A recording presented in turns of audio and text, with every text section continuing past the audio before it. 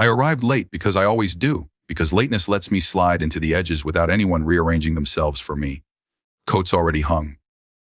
Drinks already poured.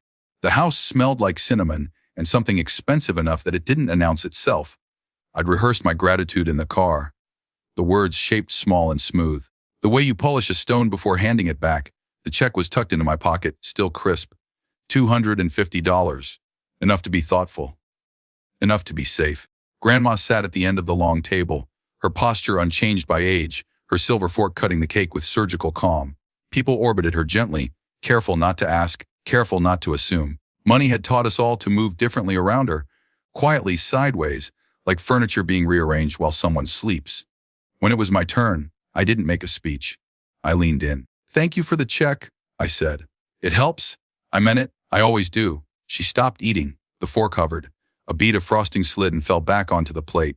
She looked at me, not warmly, not coldly, directly.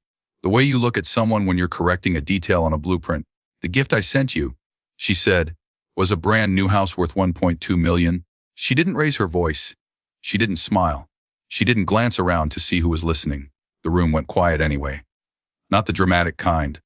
The practical kind, like a machine powering down. I laughed once, a reflex that betrayed me. Then I stopped.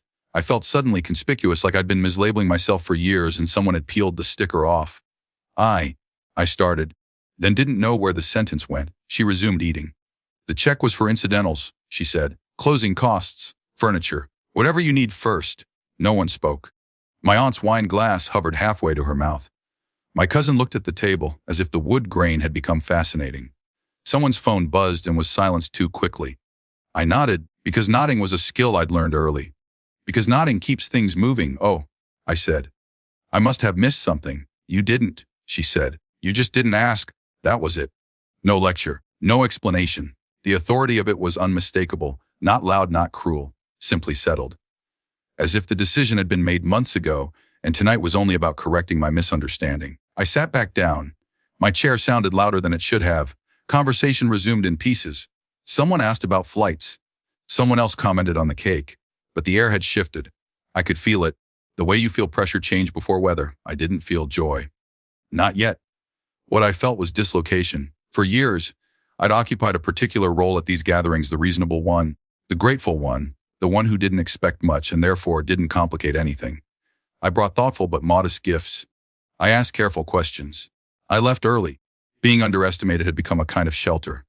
Expectations slid off me. So did resentment. A house didn't fit that role. I thought of the email I'd skimmed weeks earlier. Something about documents attached, something I'd flagged to read later and never did. I thought of how easy it was to accept the visible thing, the check, over the invisible one that required follow-through, signatures, a belief that it was meant for me. Across the table, my uncle cleared his throat. "Well," he said, too brightly, "that's generous." Grandma didn't look at him. "It's practical," she said. Silence again. Not punitive, just final. I excused myself to the bathroom, locked the door, and stared at my face in the mirror. It looked the same. Tired in familiar ways. No sudden transformation. I pressed my palms against the counter until the marble cooled them. A house meant permanence. It meant roots in a family that had always treated me like a visitor with a flexible return ticket. It meant taxes and insurance and neighbors who would ask what I did for a living. It meant that my careful invisibility had an address now. When I came back, Grandma was speaking to my mother in a low voice. My mother nodded too quickly, the way she did when she was recalibrating. She glanced at me, then away. Later, when plates were cleared and coffee poured, my cousin leaned over.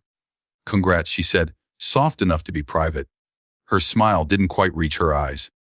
"I didn't know she was doing that for you." "Neither did I said. That was the truth, but not the whole one.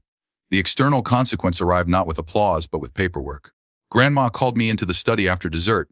She slid a folder across the desk. Deeds, insurance, a note from her attorney. Everything already filed, already arranged. Taxes addressed. A timeline outlined? "This isn't a loan," she said, anticipating something in my face. "And it isn't a test. It's an asset. Treat it like one." I swallowed. "Why me?" She considered that. "You keep what you're given," she said. "And you don't confuse attention with care." There it was. Not affection. Assessment. When I returned to the living room, the way people spoke to me had changed by degrees. Questions gained qualifiers. Jokes softened. Nothing overt, no apologies. Just a quiet reorientation, like furniture shifted to make space. I left early anyway. Driving home, the check still in my pocket felt absurdly small and unbearably heavy. I didn't cash it for weeks. I visited the house first, walked through empty rooms that smelled like paint and possibility, listened to my footsteps echo. Imagine nothing. That felt safest. The family text thread lit up with logistics and congratulations and the occasional strained humor. I responded minimally, not out of spite, out of preservation. Owning something like that didn't fix anything I hadn't already learned to live with. It didn't make me braver or kinder or more certain. It did one thing clearly: it made the assumptions visible.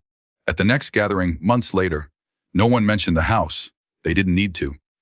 It was present in the way chairs were offered, in the way my opinions were paused over before being dismissed, or not dismissed at all. Grandma watched from her place at the table, expression neutral. When I caught her eye, she nodded once. Not approval. Confirmation. I understood then that unexpected generosity can be as destabilizing as neglect. That being chosen doesn't feel like being loved. It feels like being seen, accurately, sometimes uncomfortably. I went home to a place with my name on it. The walls were still bare. The room still quiet. I set the check on the counter and finally endorsed it, not because I needed it, but because refusing it would have been another performance. The victory, if there was one, was silent. No celebration. No reckoning. Just a recalibration of where I stood and where I would stand, from now on, whether anyone liked it or not.